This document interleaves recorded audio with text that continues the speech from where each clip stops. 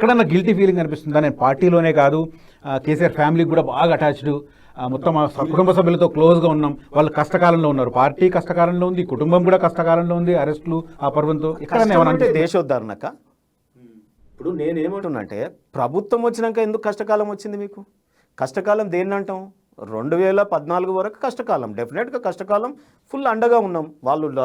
వాళ్ళు రైలు పట్టాల మీద కూర్చుంటే రైలు పట్టాలు, వంట వార్పు చేస్తే వంట వార్పు, వాళ్ళు తాయితలు కడితే కట్టుకున్నాం, వాళ్ళు ఇన్ఛార్జ్లు వేస్తే పోయినాం, అడవుల పంటి తిరిగినాం, కమిటీలు వేసుకొచ్చినాం, అనేక కార్యక్రమాలు పార్టీ.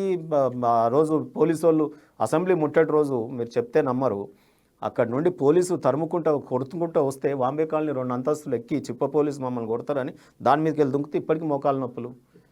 ఒక ఆయన మా దగ్గర ఉప్పల్లో మా కార్యకర్త ఉన్నారు, అక్కడ చెయ్యి కోసిరు వాళ్ళు పోలీసు వాళ్ళు, ఆ రక్తమంతా మా బ్లడ్ మీద పడ్డది. ఐ విట్నెస్ కవిత గారు, కేటీఆర్ గారు రైలు పట్టాల మీద ధర్నా చేసినారు, ఒక్కొక్కరే డీసీఎంలు ఎత్తేస్తే అమ్మా అన్నమ్మ పక్కటెనక బొక్కలు ఇరిగినాయి.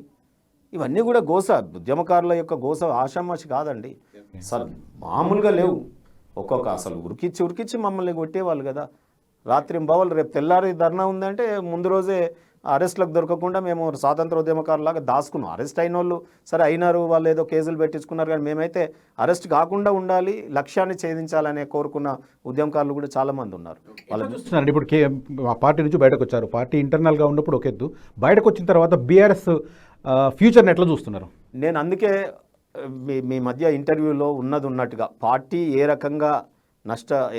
ఏ రకమైన ట్రాక్ తప్పింది, ఉద్యమకారులు ఏ రకంగా అన్యాయానికి గురైనారు, నాయకత్వం తెలంగాణలో ఉన్న పౌరులు ఇంతకుముందు మనం విద్యాలయాల్లో చదువుకున్నప్పుడు ఈ దేశానికి భావి భారత పౌరులను అందిస్తుంది విద్యాలయం అన్నాం. ఇక్కడ భావి భారత నాయకులను అందిస్తుంది టీఆర్ఎస్ పార్టీ అనుకున్నాం, కానీ భావి భారత బానిసలను అందించడం మొదలుపెట్టింది. రెండోది ఏంటంటే బాధేస్తుంది ఒక రకంగా కూడా ఈ దేశానికి నాయకత్వానికి తెలంగాణ ఎంత మంచి ఇదండి, పోరాట స్ఫూర్తి కలిగినటువంటి నాయకులు అనేక మంది ఉన్నారు, లాయర్లు ఉద్యమంలో ఉన్నారు, డాక్టర్లు ఉన్నారు, అన్ని వర్గాల ప్రజలు ఉన్నారు. అసాధ్యమైన కళను సుసాధ్యం చేసిన ఉద్యమం నేపథ్యం జరిగినాయి, తెలంగాణ సాయుధ పోరాటాలు జరిగినాయి, అనేక పోరాటాలు జరిగినాయి కదా. నక్సలిజం ఇక్కడ నుండి ఎంతో ఉవ్వెత్తున లేసింది. సో ఇటువంటి ఉద్యమకారులు ఉన్నటువంటి వాళ్ళు దేశానికి నాయకత్వం ఎదగకుండా చేసినవే. ఇప్పుడు దాదాపు అప్పుడేమో ఉద్యమం అని 14 ఏళ్ళు, ఇది 24 ఏళ్ళు, 24 పోరాట కాలం ఇదంతా. ఈ భావి భారత నాయకులు తయారు కాకుండా ఏర్పాటు కేవలం దాని మూల్యం ఇప్పుడు చెల్లిస్తూ ఉంది టీఆర్ఎస్ పార్టీ. ఓకే. సో నేను చాలా విపులంగా చెప్పాను, నేను పునాది రాళ్ళు ఈ కార్యకర్తలని అన్నాను, పునాది రాళ్ళు కదులుతున్నాయని చెప్పాను. నువ్వు ప్లాస్టర్ ఆఫ్ ప్యారిస్ వచ్చిన నాయకులతో మెరుగులు దిద్దుకున్నావు, లైటింగ్ చేసుకున్నావు, చైనా బల్బులు పెట్టి, అవి ఎప్పుడైనా ఎగిరిపోతాయి. అందుకే నేటి ఫిరాయింపులు రేపటి ఫిరంగులై నీ మీదకే వెళ్తాయి. ఇది పేకప్ మేడ నిర్మాణము కూలిపోతుందని కూడా ఒక ఎక్స్టెంట్కి పోయి చెప్పాను టీవీ డిబేట్స్లో. ఇప్పుడు అదే జరిగింది, పిఓపి కూలడం కాదు, మాలాంటి పునాది రాళ్ళం కూడా కదిలిపోతా ఉన్నాం, అందుకే అది కూలిపోయింది. మీరు చెప్పిన పై మెరుగులు ఉంటాయా పోతాయా?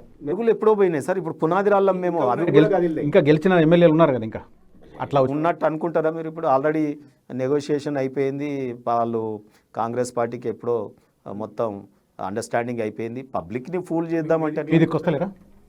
డెఫినెట్గా వస్తారు. బీజేపీకి వస్తే ఏంటి, కష్టపడాలి, దేశం కోసం అంటారు, ధర్మం కోసం అంటాం.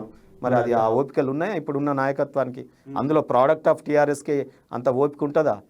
ఇప్పుడు అంతా కూడా మైగ్రేట్ కాదు కదా, వచ్చిన వాళ్ళనే వీళ్ళు ఇంకా దాన్ని ఏమంటారు స్క్వేర్ తయారు చేసినారు, డబుల్ చేసినారు. ఏ ఉంటే ఏ ప్లస్ ఏ స్క్వేర్ అయినట్టు అట్లా చేసినారు. కాబట్టి డెఫినెట్గా ఇప్పుడున్న ఎమ్మెల్యేలు అపార్చునిస్టులు, ఇప్పుడున్న మా దాంట్లో ఉన్నటువంటి ఎక్స్ మినిస్టర్స్ కానీ ఎమ్మెల్యేలు కానీ కేసీఆర్ గారి చుట్టూ రోజు ఉన్నటువంటి వాళ్ళు కానీ అపార్చునిస్టులు. వాళ్ళు అపార్చునిటీ ఎటువైపు పోతుంది, కాంగ్రెస్ వైపు పోతుంది. అందుకే తెట్టంతా ఇక్కడ ఇంకోటి కూడా, వాళ్ళకేం లాయల్టీ, పార్టీ పట్ల లాయల్టీ కానీ ఇంకేం లేదు, వ్యక్తిగత ప్రయోజనాలు ఫస్ట్ ప్రియారిటీ, అధికారంలో ఉంటే ఇంకేదన్నా కొద్దిగా పని చేసుకోవచ్చు అనే ఒక తాపత్రయం. పార్టీ నన్ను అడిగింది, అప్రోచ్ అయ్యింది, నేను కాదనట్లేదు. అప్రోచ్ అయితే నేను స్మార్ట్ గా డినై చేశాను. ఎందుకంటే నాకు బీజేపీ 3 కారణాలు. ఒకటి మీకు చాలా క్షుణ్ణంగా చెప్తాను. అందరు అంటున్నారు కాంగ్రెస్ గవర్నమెంట్ ఉంది కదా, రేవంత్ రెడ్డి గారు అప్పుడు డిబేట్లో కూడా నీకు పరిచయం కదా, మధ్యలో కూడా అసెంబ్లీలో ఒకసారి కలిస్తే శ్రీనుభాయ్ బాగున్నావా అని చెప్పి నన్ను ఆప్యాయంగా పిలిచినారు. సరే, నా తోటి పరిచయం ఉన్న వారు ముఖ్యమంత్రి కావడం నేను సంతోషపడ్డాను. సో యంగ్ ఏజ్లో తను కష్టపడి ప్రభుత్వాన్ని ఎదుర్కొని, ప్రభుత్వం యొక్క ఏదైతే ఆ రోజు ఉన్నటువంటి దాన్ని ఏమంటారు దమనకాండ అనొచ్చు, లేకపోతే ప్రెజర్ని తట్టుకొని ఆయన నిలబడి ఒక ఎమర్జ్ అయినాడు, ముఖ్యమంత్రి అయినారు, అంతవరకు హ్యాట్స్ ఆఫ్. కానీ వారు ఇచ్చిన ప్రామిసెస్ కూడా ఫుల్ఫిల్ చేయాలని కోరుకుంటున్నా. ఎందుకంటే తెలంగాణకు 5 ఏళ్ళు స్థిరపైన పాలనలు రావాలని కోరుకునే దాంట్లో నేను ప్రముఖంగా ఉన్నాను. Political interest is different from ప్రాంతం డెవలప్మెంట్. సో కానీ నేను ఒకటే, నేను పైరవికారు కాదు, నాకు వేరే వ్యాపారాలు లేవు, నేను అపార్చునిస్ట్ కాదు. సో బీజేపీ పార్టీ ఈ మధ్య కాలంలో బీసీ ముఖ్యమంత్రిని చేస్తాను అని ఒక ప్రకటన చేసింది. చేయడమే కాకుండా 4-5 రాష్ట్రాలలో నియామకాలు కూడా చేసింది. మళ్ళీ బీసీ ప్రధానమంత్రి కూడా అక్కడ ఉన్నారు. ఆ తర్వాత వారిని గమనించాను నేను, వారి ఆచరణ చెప్తుంది, చేస్తుందా లేదా ఆచరణ కూడా చూశాను, ఇవన్నీ బేరీ చేసుకున్నాను. కాంగ్రెస్ పార్టీ ఏమో చింతన్ బైఠక్లో ప్రతి పార్లమెంట్లో 2 ఎమ్మెల్యే సీట్లు మేము బీసీలకు ఇస్తామని చెప్పింది, తిలోదకాలు ఇచ్చింది, అంటే రాసుకొని తిలోదకాలు ఇచ్చింది అది. బీఆర్ఎస్ పార్టీ ఏమో చెప్పి ఆయన మాట జాతులనే మోసం చేసినారు, నీకు ఎమ్మెల్సీలు ఇస్తామని, మీకు ముఖ్యమంత్రి దళిత ముఖ్యమంత్రి చేస్తానని. నేను ఇంతకుముందు చెప్పిన విశ్వకర్మలకి, పద్మశాలీలకి, నాయి బ్రాహ్మణులకి, రజకులకి, పూసల వాళ్ళకి, ఎప్పుడు అధికారం దక్కని వాళ్ళకి ఏదో కానీ బీజేపీ పార్టీ చెప్పడమే కాకుండా ఆచరించి చూపిస్తా ఉంది. ద్రౌపది ముర్ము అండి, కోవింద్ అండి, ఒక ఎస్సీ ఒక ఎస్టీ మహిళ దేశ అధ్యక్ష పదవిలో. సో అదే రకంగా 27 మంది క్యాబినెట్ మంత్రులలో బీసీలు ఉండడం, ఆ తర్వాత బీసీ కమిషన్కి చట్టబద్ధత తేవడం.